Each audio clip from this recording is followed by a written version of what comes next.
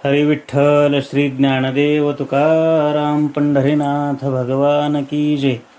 माऊली ज्ञानेश्वर महाराज की जय. जगद्गुरु तुकाराम महाराज की जय. श्री संत मोतीराम महाराज की जय. गुरुवर्य उमरसकर माऊली महाराज की जय. सदा नाम घोष करू हरिकथा, तेणे सदा चित्ता समाधान. सर्व सुखले आलो सर्व अलंकार, आनंदे निर्भर डुलत असो. असो ऐसा कोठे आठवची नाही, देहीच विदेही भोगुदशा.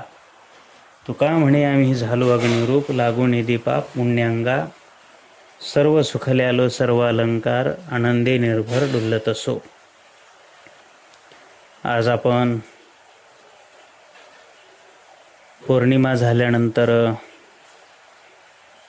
30/7/2026 पासून चातुर्मासाला या ठिकाणी प्रारंभ करत आहोत.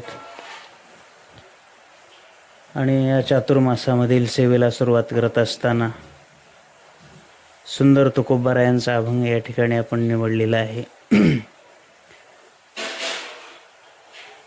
आणि आजच्या अभंगामध्ये श्रीमंत श्री जगद्गुरु तुकोबाराय नामस्मरण का करावं, नामस्मरणाचा फायदा काय आहे, याचा विचार श्री संत जगद्गुरु तुकोबाराय या ठिकाणी आपल्याला सांगतात. संत महात्मे सदा नामघोष घेत असतात, भगवंताची कथा करत असतात. आणि या साधनाच्या शिवाय दुसऱ्या कोणत्याही साधनाच्या द्वारा त्यांना समाधान मिळत नाही.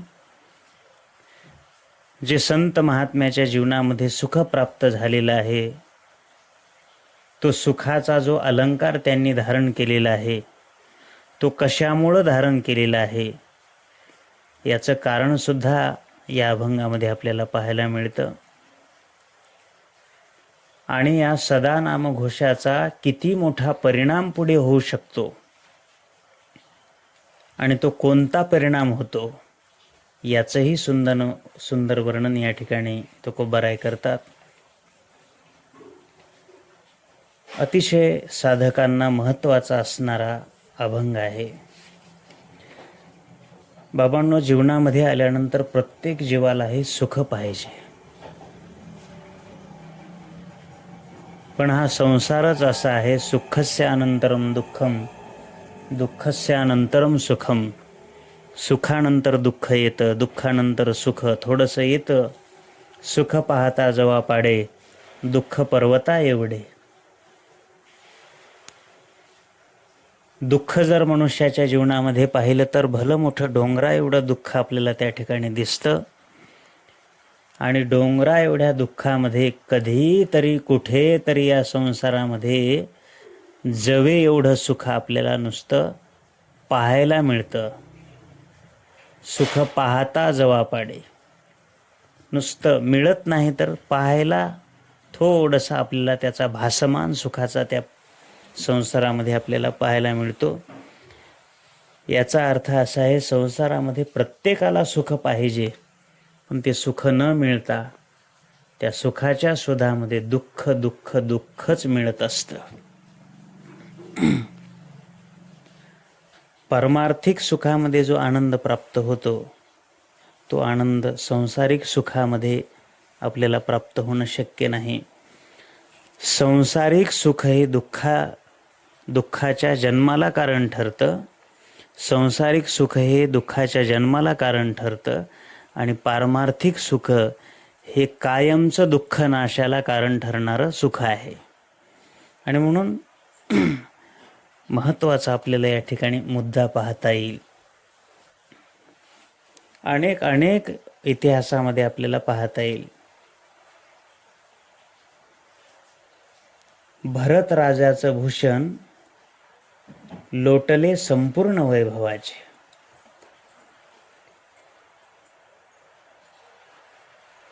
भरताला राजगादीवर बसवावं असं कैकेयीला वाटायचं. मंथरेची संगत घडली आणि त्याच संगतीमुळं दशरथ राजाला किती मोठं दुःख त्या ठिकाणी भोगावं लागलं. पूर्वी दशरथ राजाला तेच सुख पुत्रामध्ये आहे असं वाटायचं. सगळी संपदा होती दशरथाकडे, सगळं वैभव प्राप्त झालेलं होतं.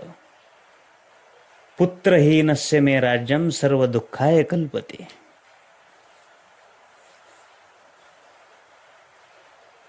आणि मग पुत्र कामिष्ठी यज्ञ केल्यानंतर 4 पुत्ररत्न प्राप्त झाले. मोठा आनंद झाला. गुरुकुलामध्ये सर्वांचं शिक्षण पार पडलं. मोठे झालेले आहेत.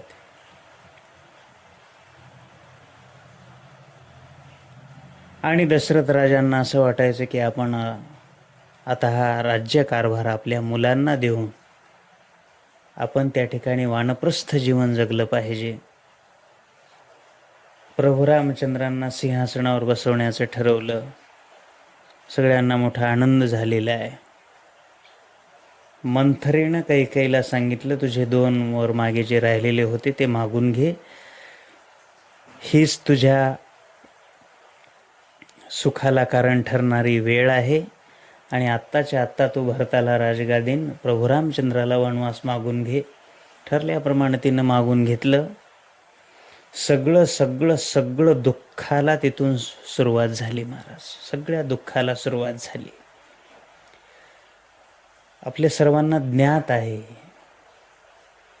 पण प्रभू रामचंद्र कोणत्याही परिस्थितीमध्ये सुखी होते. ज्या वेळेला तुम्हाला राजगादीवर बसवायचं आहे असं भगवंताला कळालं, त्यावेळेला ते तेवढेच सुखी होते. आणि ज्या वेळेला तुम्हाला या राज्याचा त्याग करून वनवासाला जायचं आहे 14 वर्षे, हे वाक्य कळाल्यावर सुद्धा प्रभू रामचंद्र तेवढेच सुखी होते. या सुखाचं नेमकं कारण काय आहे?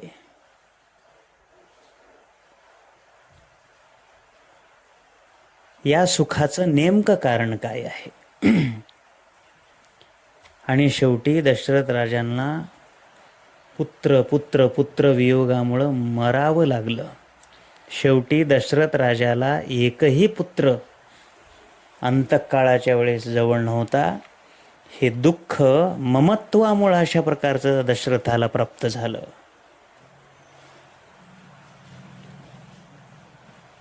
संत महात्मे एकीकडे अशाश्वत सुखाचा आनंद घेतात,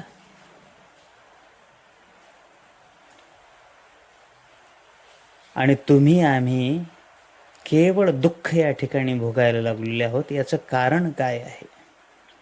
काय आहे संत महात्म्याजवळ? आम्ही सदैव सोडके, जवळी येता चोर धाके, जाऊ पुढती भके, कुत्रे घर राखीती. काय आहे नेमकं त्यांच्याजवळ?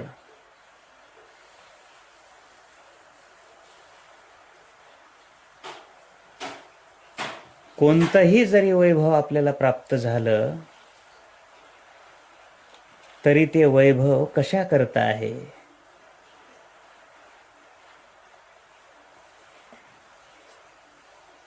संत महात्म्याजवळ नेमकं काय वैभव आहे? सांसारिक परिस्थिती जर त्यांची पाहिली, आम्ही सदैव सोडके, जवळी येता चोर धाके, जाऊ पुढती भिके, कुत्रे घर राखीती.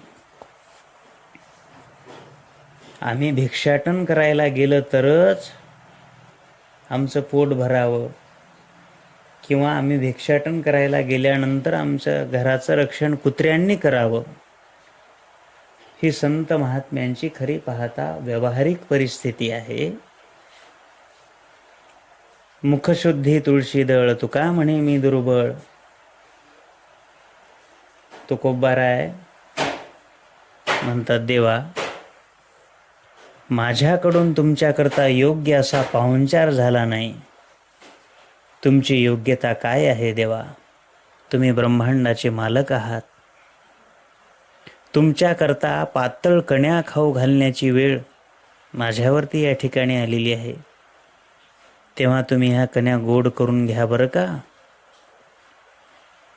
जेवण झाल्यानंतर तुम्हाला पानाचा विड्या खाण्याकरता दिला पाहिजे, पण तो माझ्याकडून देणं शक्य नाही भगवंता. तुळशीचं पान विडा म्हणून मी तुम्हाला देत आहे, तुम्ही ते गोड करून घ्या. तुमच्या योग्यतेला अनुसरून माझं हे सगळं व्यवहार चाललेला नाही देवा, तरी सुद्धा तुम्ही तो गोड करून घेणं भाग आहे. जसं एखाद्या गरीबाच्या घरची सून बापाला म्हणते, तुम्ही घरचे श्रीमंत आहात, तुम्हाला बदामाचा शिरा खाऊ घालणं तुमच्या वैभवात शोभतं, पण मी मात्र तुम्हाला पिठलं खाऊ घालते, तेव्हा ते तुम्ही गोड करून घ्या. नंतर पुन्हा मुलगी म्हणते, तुम्हाला ते गोड करून घ्यावंच लागेल. त्यावेळेस हुंड्याला घाबरले नसते तर कशाला पिठलं खाण्याची वेळ आली असते. मी तुम्हाला श्रीखंड खाऊ घातलं असतं. आता याच्या पुढचं वाक्य वापरावं लागेल, हुंड्याला घाबरले. हे बघा, हुंड्याला घाबरून तुम्ही माझ्याकरता असा दारुड्या नवरा बघितला नसता तर तुम्हाला श्रीखंड खाऊ घातला असतं. आता पिठलं खा. तसं संत महात्मे आम्हाला दरिद्री कोण बोलवलं देवा? ही तुझी खूण आहे. आम्ही दरिद्री होण्याची ही तुझी खूण आहे. देवाची एक खूण आला ज्याच्या घरा, त्याच्या पडे चिरा संसाराशी. त्याच्या संसाराला चिरा पडत असतो.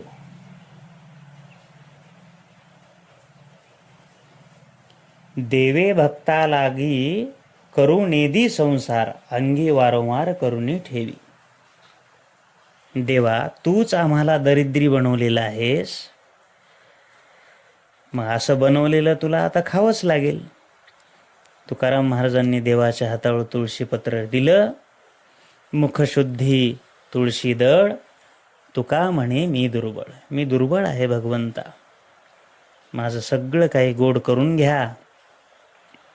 म्हणजे संत महात्म्याची ही व्यावहारिक परिस्थिती आहे. हे समाधान सुखप्राप्तीची साधनं संतांच्या जीवनात एकही नाही. पण त्यांच्याकडे जर बघितलं तर तेणे सदा चित्ता समाधान.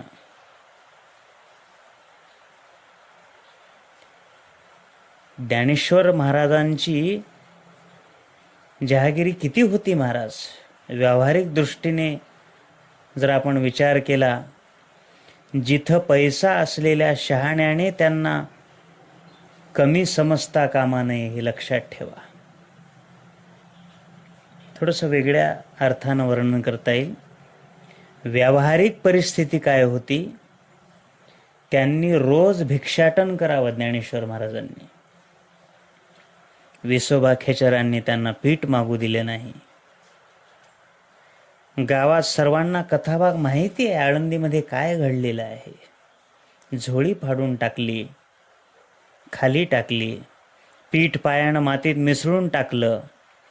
ते पुन्हा उचलता येऊ नये म्हणून ते पायानं सारून टाकलं मातीमध्ये. सिद्ध बेटामध्ये झोपडीत वाळीत राहिले ज्ञानोबाराय. त्यांना काय होतं त्यांच्याकडे? कथाभाग सर्वांना माहिती आहे.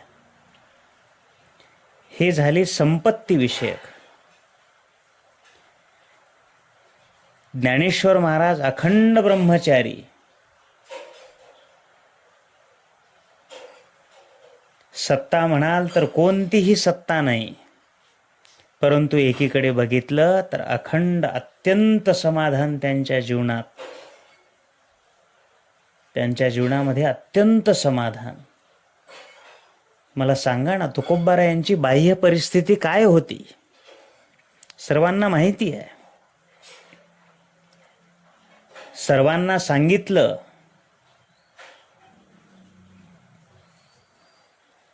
त्यांना एक स्वतःची एक पत्नी होती, ती मरण पावली. एक राहिली ती.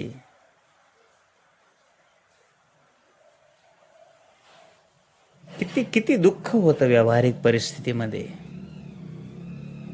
स्त्री एक अन्न करिता मेली. हे सगळं असताना, सगळी व्यावहारिक परिस्थिती प्रतिकूल असताना संत महात्मे एवढे सुखी का? याचं कारण काय आहे?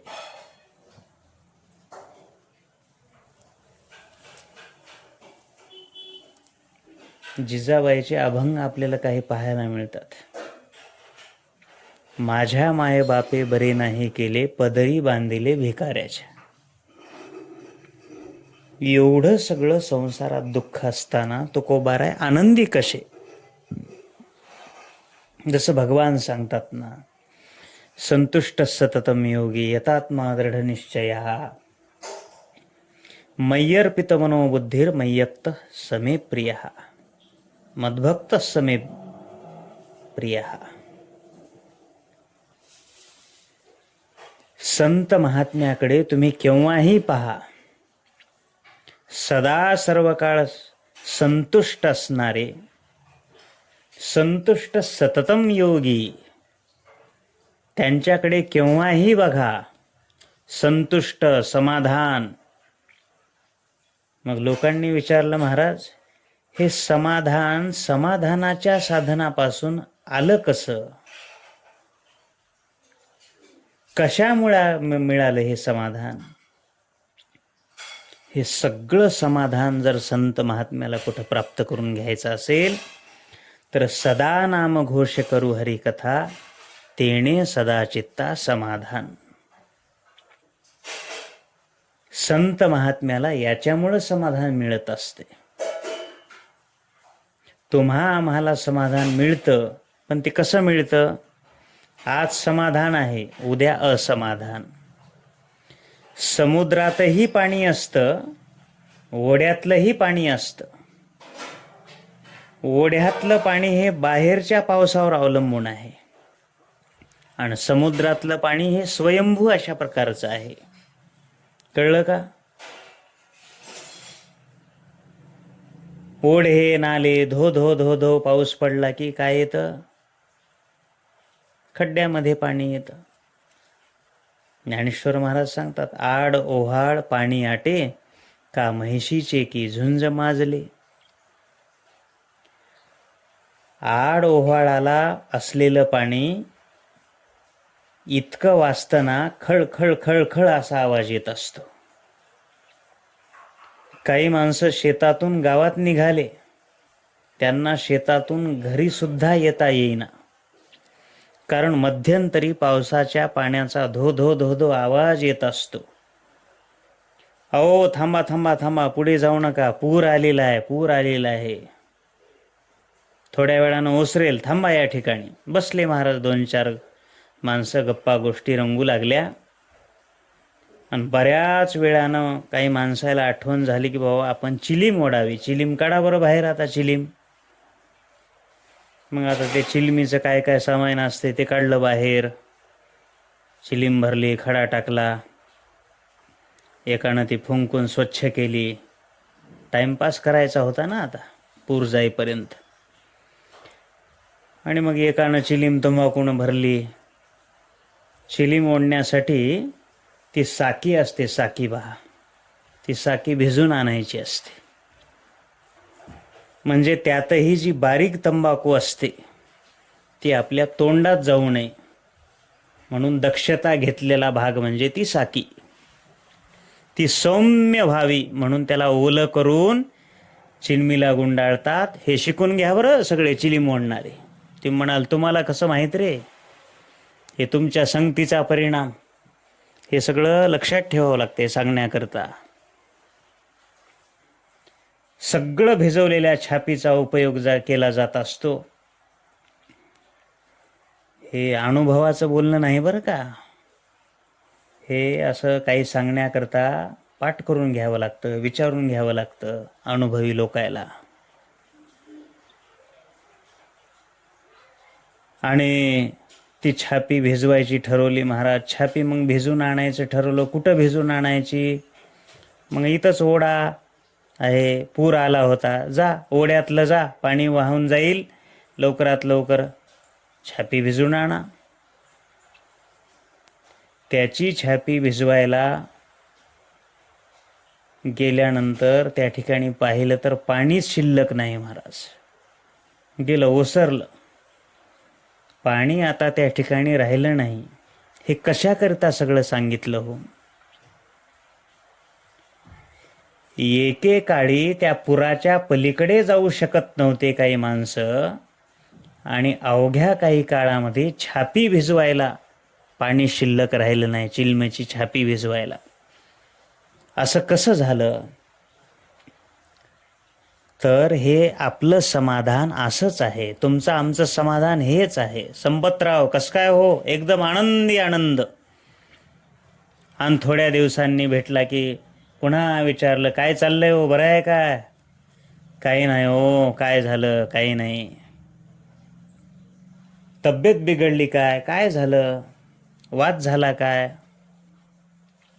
ते म्हणले, काही नाही. कशाचा आनंद, सगळं दुःख दुःख भरलेलं आहे हो. आपलं समाधान घडीत कधी संपून जाईल आणि घडीत कधी आपल्याला समाधान होईल, याला शाश्वतीच नाही महाराज. आणि संतांचं समाधान हे शाश्वत अशा प्रकारचं समाधान आहे. कशा करता सांगितलं?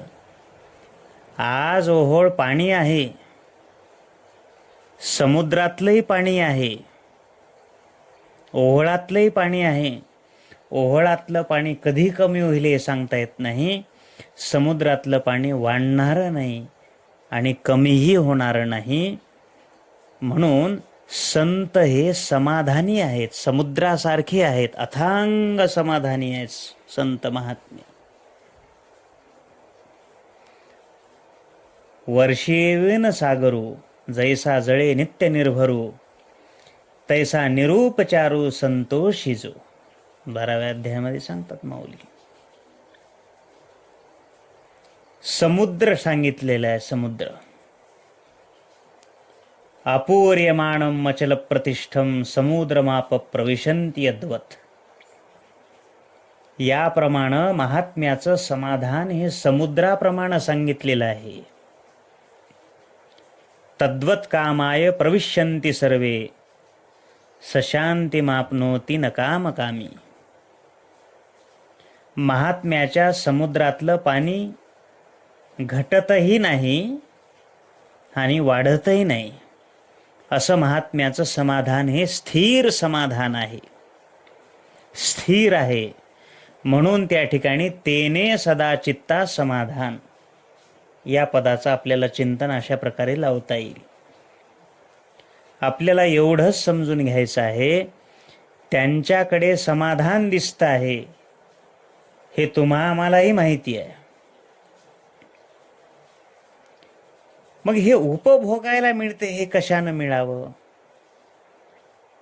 हे उपभोग कसा घेतात, किंवा तुम्हा आम्हाला कशा प्रकारे उपभोग घेता येईल या समाधानाचा, याच्याकरता कठोर अशी उपासना करत असतात. कोण जाणे कोणा घडे उपासना, कोण या वचना प्रतिपाळी. कोणाकडून उपासना घडेल, कोण सांगणार आहे? एखादा जिज्ञासू असू शकतो. तेव्हा तुम्हाला महाराज हे कशामुळे समाधान प्राप्त झालेलं आहे नेमकं सांगा बरं. त्यावेळेला भगवान श्री तुकोबाराय सांगतात, सदा नाम घोष करू हरिकथा, तेने सदा चित्ता समाधान. आम्हाला समाधान मिळालेले जे आहे ना, ते फक्त आणि फक्त या नामस्मरणानं. किती सुख मिळालं महाराज, अथांग अशा प्रकारचं सुख आम्हाला प्राप्त झालेलं आहे. सर्व सुखले आलो सर्व अलंकार, पुढे बोलतात तुकोबाराय, आनंदे निर्भर डुल्लत असो. नामस्मरणानं सुख प्राप्त होणं याचा असा संबंध आहे. संत महात्मे म्हणतात, खरं जे आत्मिक सुख आहे, आत्मसुखयाची गोडिया, आत्मसुखाची गोडी केवळ नामस्मरणाने प्राप्त होत असते. नामस्मरणाच्या योगानं काय प्राप्त होतं? सुख मिळतं, पण किती मिळतं? मर्यादित मिळत नाही महाराज. आता मघाशीच आपण जे उदाहरण सांगितलं, थोड्या वेगळ्या अंगानं पाहू. गावोगावी झालेली पाण्याची टाकी आहे आणि समुद्रात किती पाणी आहे हे सांगता येईल का? समुद्रामध्ये पाणीच पाणी असं गणित सांगता येईल. तसं नामस्मरणानं किती सुख हो. अहो सुखच सुख, आनंदच आनंद, इतकं म्हणावं लागेल. नामस्मरणापासून जे सुख मिळतंय ना, ते कसं मिळतं? हळूहळू हळू ते सुख वाढायला लागतं. सुख घडोघडी वाढू लागे, मग राम नामी उपजे आवडे. सुख घडोघडी वाढू लागे. नामस्मरणानं सुख मिळतं. सुख घडोघडी मिळणारं सुख नामस्मरणानं पुन्हा घडोघडी वाढायला लागतं. नारद भक्तिसूत्रामध्ये प्रतिक्षण वर्धमान असं म्हटलेलं आहे. भक्तीचं जे सुख आहे ते आज आहे, त्यापेक्षा उद्या जास्त आहे, त्यापेक्षा परवा जास्त आहे, यापुढे अजून जास्त, यापुढे अजून जास्त. इथे एक शंका येण्यासारखी आहे. नामस्मरणानं सुख मिळतं, सर्व वाटेल ते होतं, संतांना समाधान मिळालं, हे सगळं समाधान नामानं मिळालं. यावर एक अशी शंका आहे, महाराज आम्ही 1,00,000 नामस्मरण करून पाहिलेलं आहे, यामधलं कोणतंही सुख आम्हाला कसं काय प्राप्त झालं नाही हो? नेमकं आम्ही नाम कसं घेतलेलं आहे, तेव्हापासून आम्ही तेवढंच नाम कमी केलंय, असा एखादा असू शकतो. साधन अनुभवी आहे, पण अनुभवाबद्दल बोलायचं ठरलं तर संत महात्मे म्हणतात त्यातील महत्त्वाची गोष्ट, नामस्मरणानं सुख मिळतं, वाढतं, समाधान मिळतं, हे शास्त्र आहे. पण ते तुम्ही चुकीच्या पद्धतीनं नामस्मरण करू लागले तर मग मात्र त्या नामस्मरणाचा एकही फायदा तुम्हाला प्राप्त होणार नाही. कारण नियमाला प्रत्येक वेळेला अपवाद असतो. अपवाद कसा असतो? उदाहरणामध्ये नावेत बसल्यावर माणूस तरतो, हा नियम आहे. नावेत बसल्यावर माणूस तरतो की नाही हो? तरतो. पण फुटक्या नावेत बसतो तो माणूस तरेल काय? आता कळलं की नाही तुम्हाला? ठीक आहे, नाही जमलं का? जाऊ द्या. औषध घेतल्यावर रिॲक्शन येतं, हा अपवाद आहे. हे जसं तसं या ठिकाणी नामस्मरण करताना तुम्ही पण नामस्मरण करता, पण पथ्य काय सांगितलेलं आहे? एकीकडे तुम्हाला नामस्मरण उद्धारक ठरेल का? भागवतामध्ये थोडा क्लिष्ट प्रकार आहे. भागवतामध्ये 10 गोष्टी सांगितलेल्या आहेत उपायकारक. हे उपाय सोडून जर नामस्मरण केलं तर संतांना आलेला अनुभव आपल्याला मिळवून देण्यामध्ये कारण ठरत नाही.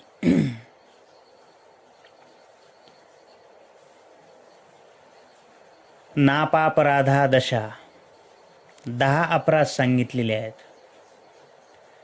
नामस्मरणामध्ये निंदा, एकीकडे नामस्मरण करतो, एकीकडे नामस्मरण करतो, एकीकडे निंदा करतो.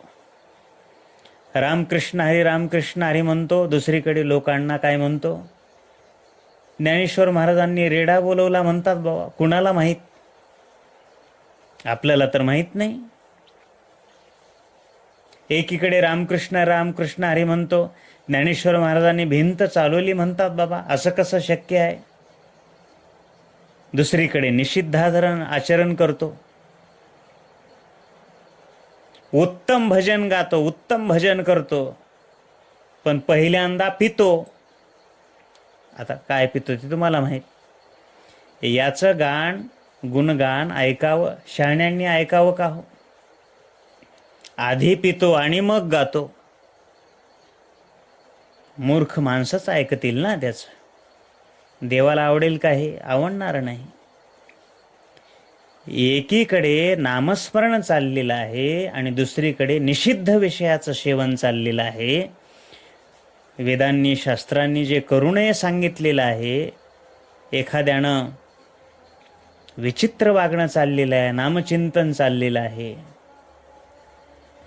हे अशा प्रकारचं नामचिंतन कितीही जरी केलं तरी ते कारणीभूत, उद्धाराला कारणीभूत ठरणार नाही. संतांचा अनुभव तुम्हाला अनुभवायचा असेल तर एक मोठी गोष्ट करायची आहे. अशा पद्धतीनं नामस्मरण करा. अशा पद्धतीनं जर तुम्ही नामस्मरण केलात, अगणित असं सुख प्राप्त होईल आणि ते सुख घडोघडी वाढायला लागेल. तुका म्हणे ते हे सुखाचे साधन. नामस्मरणानं सुख प्राप्त होत असताना आपला जो नेमका अनुभव आहे तो अनुभव संतांनी सांगितलेला आहे. आणि मग नामस्मरणानं एवढं सुख मिळतं, प्रत्येक क्षणाला वाढतं सुख मिळतं. त्यामुळे ती अंतःकरण वृत्तीला सामावली जात नाही. इंद्रियाच्या द्वारे बाहेर फेकलं जातं महाराज, ते बाहेर पडलं जातं. कारण जी गोष्ट आपल्या कल्पनेच्या अधिक आनंदाची प्राप्त होत असते त्यावेळी त्याला इतका गप्प राहा म्हटलं तरी ते नामचिंतन स्वतः तुमचं इंद्रिय स्वतः करत असतं. तोंड बांधलं तरी गप्प बसत नाही. अंतरीचे धावे स्वभावे बाहेरी, अशा प्रकारचा नियम आहे ना. या नियमानं अमर्यादित वस्तू आहे, ही लपवू शकत नाही. ती बाहेरच फेकावं. सुख बाहेर आलं, इंद्रियाच्या द्वारा ते प्रकट झालं. सर्व सुख ल्यालो सर्व अलंकार ज्याच्या अंगावर आहेत, आणि मग तेच लोक आनंदे निर्भर डुलत असो. मग आनंदानं निर्भयतेनं डुलत असतात. आता आनंदात डुलतात, दुःख कधीही होत नाही. त्याचा चित्ताच्या वृत्तीचा विषय अविनाशी बनलेला आहे. विनाशी विषय त्यांच्या अंतःकरणात शिल्लक राहिलेला नाहीये. आपल्याला दुःख का भोगावं लागलं? आपलं तादात्म्य नाशिवंत विषयासी आहे.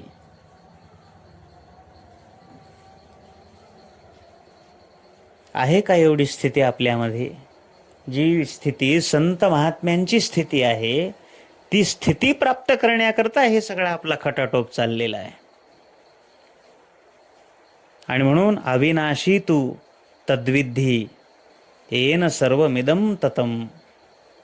विचार जर केला तर सगळे आपण अविनाशी आहोत.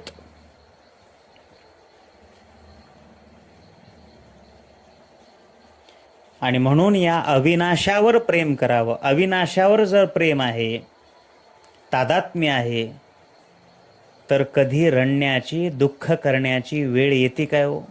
येणार नाही. कायम अशा प्रकारचा आनंद आपल्याला प्राप्त होत असतो. आनंदमय परमात्मा संबंध म्हणून परमानंदाला, या आनंदाला कारण सगळा देव आहे असं आपल्याला वाटायला लागतं. विटेवरी नीट आनंदाचा कंद, आणि त्याच्याशी आमचा संबंध आहे अशी स्थिती प्राप्त होत असते. म्हणून आनंदे निर्भर, ते आनंद देण्याची ही कारणं आहेत.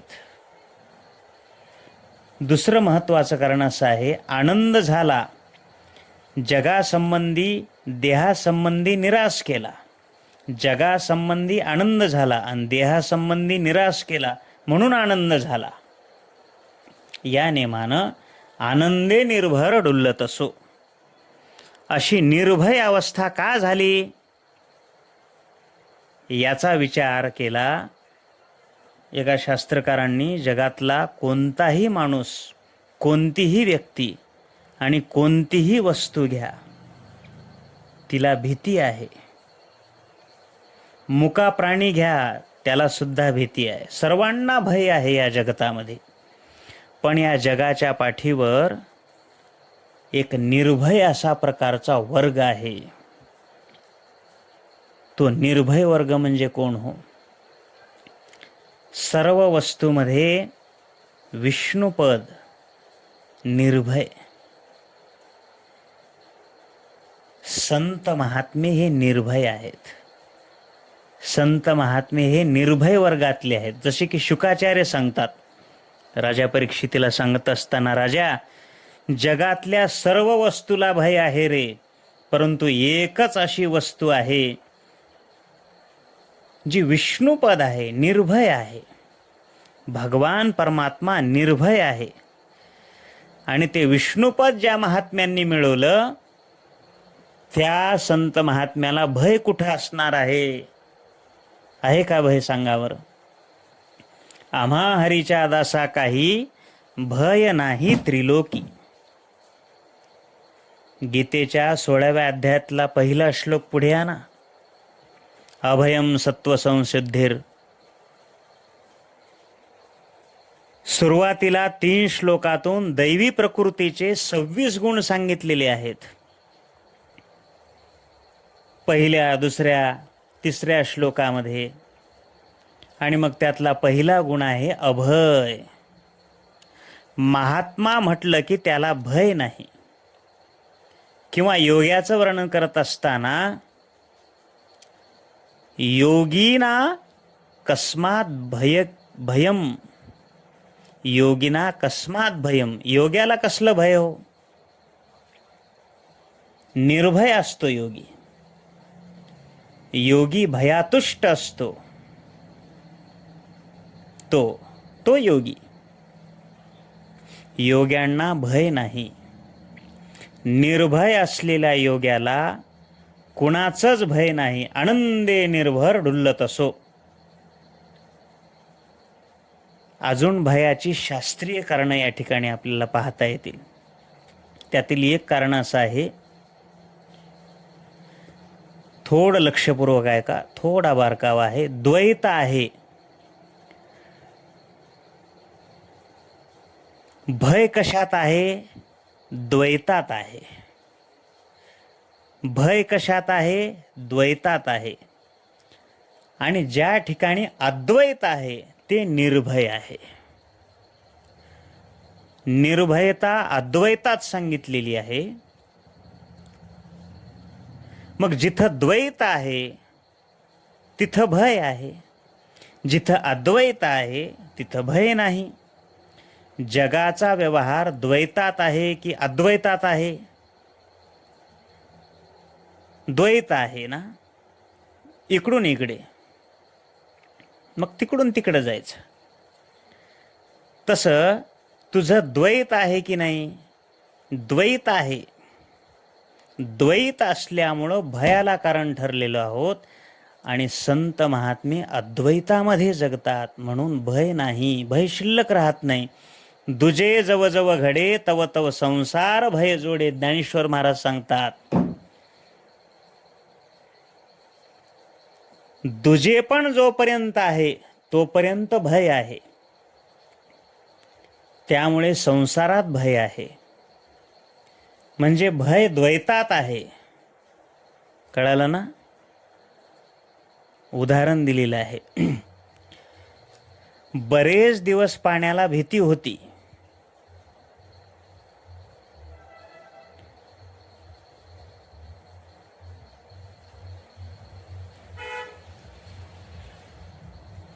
मीठ ठेवलेलं होतं त्या ठिकाणी. मिठाला भीती वाटायची. मिठाला पाण्याची भीती वाटायची. कोणती हो? जर मी पाण्यात बुडलो तर मला पाणी गिळून टाकील, हे पाणी मला गिळून टाकील. कुठपर्यंत? मीठ पाण्यापासून वेगळं होतं तोपर्यंत. ज्या दिवशी मीठ पाण्यात पडलं आणि पाणीरूप झालं आणि बुडवलं. कोण बुडवलं? मीठ अद्वैतात आलं की बुडालं? बोला की काय म्हणता? अद्वैतात आलं, बुडण्याचं भय संपलं, बुडालच नाही, मीठ बुडालच नाही. जे होतं तेच झालं. अगोदर काय होतं? मीठ पाणीच होतं. पाण्यात गेल्यामुळं काय झालं? पाणीरूप झालं. तसं आपण परमात्मरूप आहोत. जीव जीव जीव जीव म्हणून दुःख भोगायला लागलेले आहोत. मला लागलं, इजा झाली, रडतात माणसं. अरे तू जीव नाहीस, तू सच्चिदानंद घन परमात्मा आहेस, आनंद रूप आहेस. किती सुंदर उदाहरण ज्ञानेश्वर महाराजांनी सांगितलेलं आहे मिठाचं. पाणी बुडवू ये मिठाते, तो मिठची पाणी आईते, तेवी आपण झालेनी अद्वैते, नाशे भय. या नियमानुसार आनंदे निर्भर डुल्लत असो. शब्द किती गोड आहे ज्ञानेश्वर महाराजांचा. मग नाशे. भय भय होतं पण नासलं भय, संपलं भय. बुडवू मिठाते, ते मिठची पाणी आईते. मिठाला भीती होती, मला पाणी बुडून टाकील, मला पाणी बुडून टाकील. पण आता ते मीठ पाणीरूप झालं. आता कोण बुडविल त्या मिठाला? कोणाला बुडविलं? आता बुडविण्याचा प्रश्न संपून गेला, अद्वैतात आलं, भय संपलं. तसं तुम्ही आम्ही जीव आहोत, तसा मी जीव आहे. मी भगवंतापासून वेगळा आहे. तो मला मारेल, तो डोकं फोडेल, माझा घात करील, ही सगळ्यांना जी भीती वाटायला लागलेली आहे. पण जेव्हा तो आणि मी एकच आहे असं सर्वांना ज्या वेळेला लक्षात येऊ लागतं ना, आत्मवत सर्वभूतानि य पश्यति स पश्यति, हा आत्मबोध संतांनी अशा प्रकारचा स्वीकारलेला आहे, प्राप्त करून घेतलेला आहे. मी आणि तो एकच आहे, तोच मी आहे. मग त्यांना भीती कुठली हो? म्हणून आनंदे निर्भय डुल्लत असो. आता आम्ही निर्भय झालेले आहोत. आणि मग दुसरं व्यवहारातलं भय पुष्कळच आहे. अमक्याचं भय आहे, तमक्याचं भय आहे. संत महात्मे म्हणतात, आम्हाला कोणाचंही भय नाही. आम्हा भय चिंता नाही धाक, जन्म मरण काही एक, झाला इहलोकी परलोक, आले सकळीक वैकुंठ. सकळीक अशा प्रकारचे हे वैकुंठ आलेलं आहे. आणि म्हणून याच नियमानं निर्भय डुल्लत असो, आनंदे निर्भय डुल्लत असो. निर्भय पदाचं थोडंसं आपण चिंतन केलेलं आहे.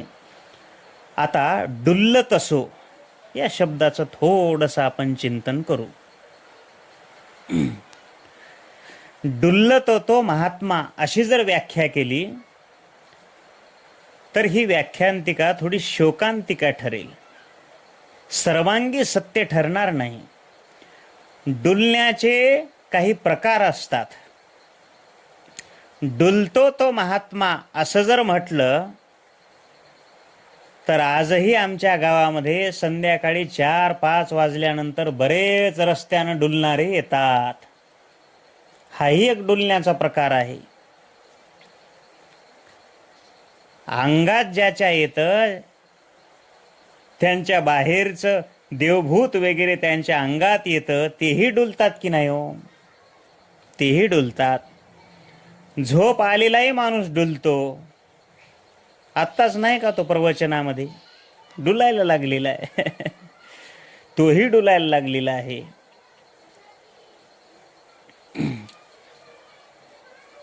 एखाद्यानं मद्यप्राशन केलेलं आहे, तोही डोलायला लागतो. एखाद्याला चक्कर आलेली आहे, तोही डोलायला लागतो. अंगी भरलीये भवंडी, भवंडी म्हणजे भोंड, चक्कर येणं. झोपलेलाही माणूस एखाद्या वेळेस डुलतो. अंगात आलेलाही माणूस डुलत असतो. मग संतही डोलतात. मग संत महात्मे जे डुलतात, हे यांच्यासारखं डुलतात का हो? नाही. यांच्यासारखं डोलणं वेगळं. एकनाथ महाराजांनी मोठं गोड सांगितलेलं आहे.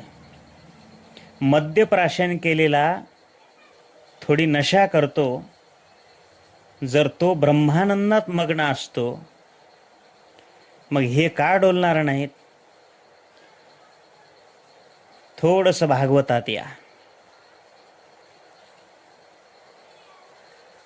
एक महत्वाची गोष्ट सांगितलेली आहे एकनाथ महाराजांनी.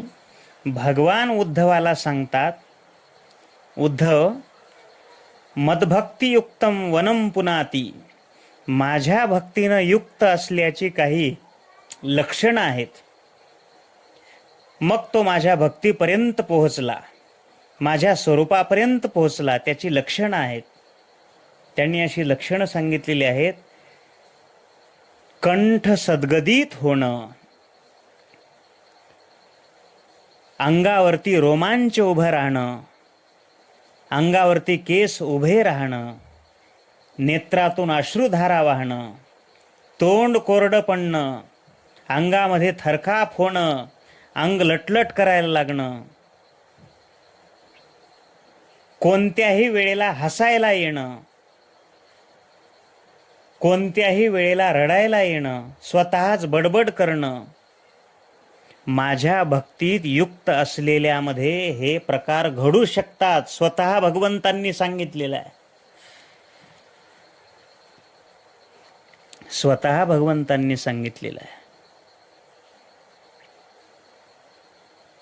कबीरदास महाराज सांगतात, कब हसे कब रोये नाचत करे गुणगान. केव्हा केव्हा हसतो, केव्हा केव्हा रडतो, कधी कधी माझ्याशी भक्तीनं युक्त होऊन गुणगान करत असतो, नाचत असतो, डुल्लत असतो. आणि म्हणून आनंदे निर्भर डुल्लत असो. डोलण्याची क्रिया ही सात्विक आहे. भगवंताविषयीची ती डोलण्याची क्रिया आहे. या नामस्मरणाची क्रिया महाराज पुढे सांगतात, असो ऐसा कोठे आठवची नाही, देहीच विदेही भोगू दशा. देहीच विदेही भोगू दशा.